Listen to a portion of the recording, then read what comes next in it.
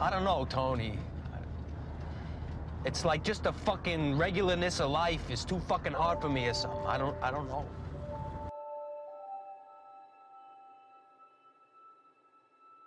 What are you, Down syndrome?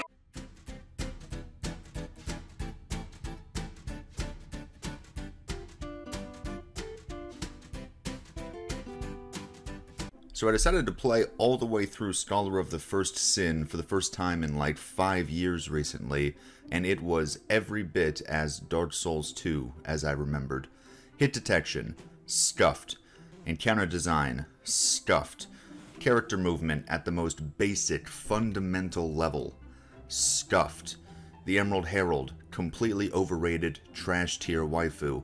But I always liked 2, and I like it even more now after a fresh playthrough, but claiming that it's not rough and amateurish compared to other FromSoft products is more than just having an L opinion, it is outright fucking lying, and you should be ashamed, Harris. But with all that said, I think it's important to appreciate the things it did well and the ways it tried to evolve from its predecessors. I briefly considered some longer form analysis of the game on par with the videos I've done for Bioshock 2, but I think we can all agree that another schizophrenic diatribe on this game is the last fucking thing YouTube needs. So instead, I figured let's just very quickly examine some of the better aspects which are very gracefully carrying the experience. Thing number 1, and an obvious choice, is bonfire aesthetics. Being able to bring just a small portion of the map into New Game Plus to farm or get better items or face down a boss you really liked again is such an awesome addition that I wish it stuck around in later installments. Especially looking at the completely open layout of Elden Ring, I just can't help but think it was a missed opportunity for FromSoft to abandon these.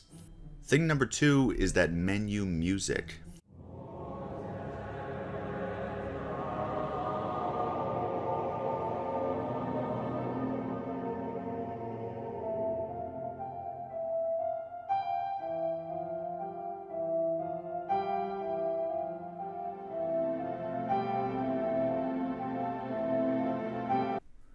Also Majula.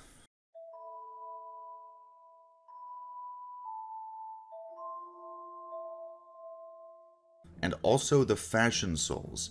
In terms of like raw quantity of drip, Dark Souls 2 doesn't quite match up to 3 or Elden Ring, but the entire aesthetic of the game has always been very unique amongst its peers. I mean, you have the Vengarl set made from the skin of a half-dozen baby bears.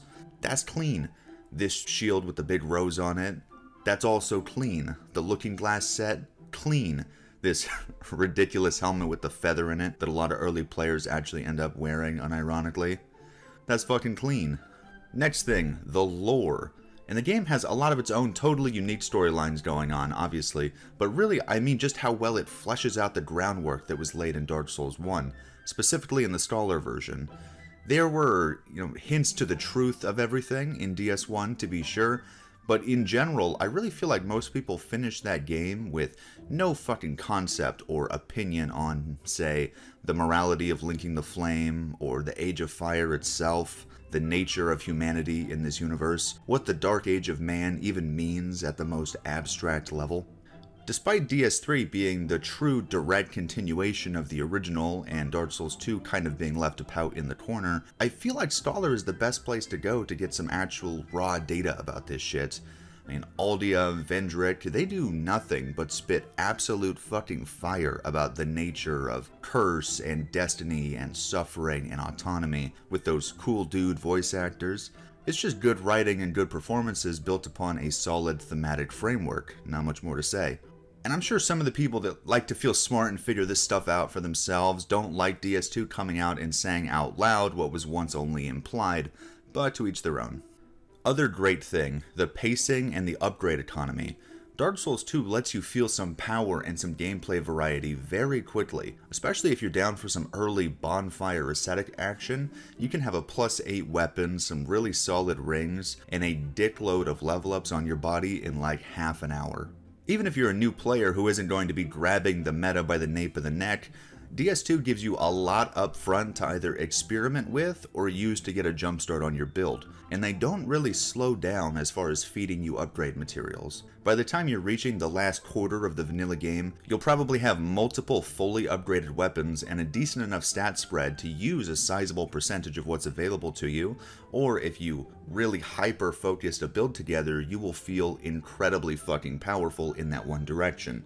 Until we got Elden Ring, which pretty much just said, here, have it all, go crazy, 2 really felt like it was the most upfront with its content and encouraging you to try different things. Last cool thing, the game's color palette, which includes every shade known to man. Every Souls and Souls adjacent game has beautiful set pieces and some visual variety between regions, but excluding Elden Ring again because it's 10 times the fucking size of the others, none of the Souls games really compare to 2 in this department. And having a lot of different things doesn't inherently make those things good, of course, but I happen to really enjoy how completely apeshit and visually unpredictable the Land of Drangleic is. And there we go. I wanted to keep this very short and positive, so I will not mention the many things this game does that make me want to fucking scream, and instead we can all walk away thankful for this beautiful mess and the positive impacts it's inadvertently had on our lives. If you have thoughts of your own, please let me know, and no promises, but I think the next video for me is going to be on BioShock Infinite, so if that interests you, then stay tuned. I'll talk to you guys later.